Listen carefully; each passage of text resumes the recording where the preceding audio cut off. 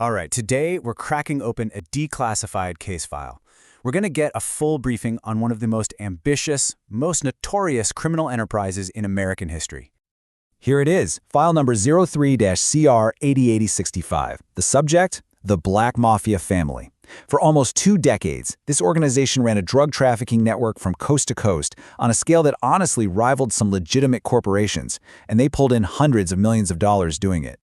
So, here's our briefing agenda for today. We're going to start with the origins of the organization, then profile the key players, we'll dissect how their whole operation was structured, trace the federal investigation that brought it all down, review the final verdict, and then, get this, analyze their totally unexpected cultural legacy. Okay, let's begin with the subject of our investigation, the organization that would become a household name, the Black Mafia Family. So, the Black Mafia Family, BMF for short, was this incredibly sophisticated criminal enterprise. It all started in Detroit back in 1985, but by the year 2000, it had exploded into a massive operation with over 500 members. They were distributing cocaine all across the United States, and they had direct supply lines from Mexican cartels. So who was running this whole show? Well, let's move on to our primary persons of interest, the masterminds behind the empire, 2 brothers from Detroit, Demetrius and Terry Flannery. The organization was commanded by these 2 brothers, and they couldn't have been more different. You had Demetrius, known as Big Meech. He was the charismatic, public face of the operation. He ran the distribution hub out of Atlanta. And then you had his younger brother, Terry, Southwest T. He was the quiet strategist, the guy behind the scenes, managing the entire supply chain from Los Angeles and handling those crucial shipments coming in from Mexico. But like in so many of these stories, things started to fall apart from the inside. Intelligence shows that around 2003, a major split happened. Terry got more and more worried that his brother's super high-profile, extravagant lifestyle was a huge liability, drawing way too much heat from law enforcement.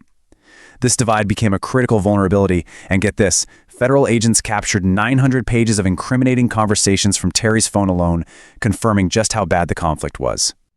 So, what was the true scale of this operation? Let's turn to the evidence and really look at the anatomy of their empire. The numbers are just staggering. According to federal prosecutors, the BMF enterprise generated over $250 million in illegal proceeds during its run. Let that sink in for a second. $270 million. And their business model was actually a pretty disciplined 3-step process.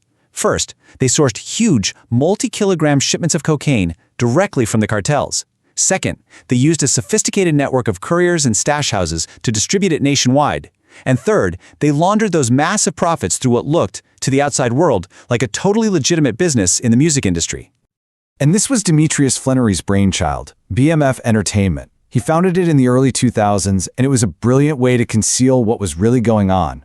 On the surface, it was a record label and promotion company hanging out with major hip-hop artists. But in reality, it was a complex front designed to wash millions in drug money and give them a cover of legitimacy. You know, an operation this huge, making this much noise, couldn't stay off the federal radar forever. The DEA-led task force that was put together to take down BMF was codenamed Operation Motor City Mafia. And the surveillance logs showed just how meticulously this case was built over 2 years. A huge break came in April 2004 when they arrested a courier carrying 95 kilos of cocaine. But the real breakthrough? Electronic surveillance. Wiretaps on some low-level dealer let investigators climb the ladder, one person at a time, which eventually led to these massive, coordinated nationwide raids in October of 2005. This quote, pulled right from the wiretap transcripts, is just so revealing. It's Terry Flannery talking about his concerns with Demetrius. This internal conflict, captured on tape, became a cornerstone of the prosecution's case. It proved the brothers were knowingly running this massive criminal enterprise together. And with all that evidence piling up, these investigative efforts led to a series of indictments that systematically dismantled the entire BMF command structure. The case was coming to a close. Both brothers were charged under something called the Continuing Criminal Enterprise Statute. People call it the Kingpin Statute. It's a federal law specifically designed to target the leaders of major drug trafficking organizations, and it carries some incredibly severe penalty. Facing a mountain of evidence, both Demetrius and Terry Flannery ended up pleading guilty. In 2008, they were each sentenced to 30 years in federal prison. Terry was granted a compassionate release in 2020 because of health concerns during the COVID-19 pandemic, and Demetrius was just released in October of 2024. Now, let's get to the final part of our analysis, because the story does not end with those prison sentences. BMF developed this strange, powerful afterlife in popular culture. I mean, even after the feds took them down, the BMF story was basically mythologized.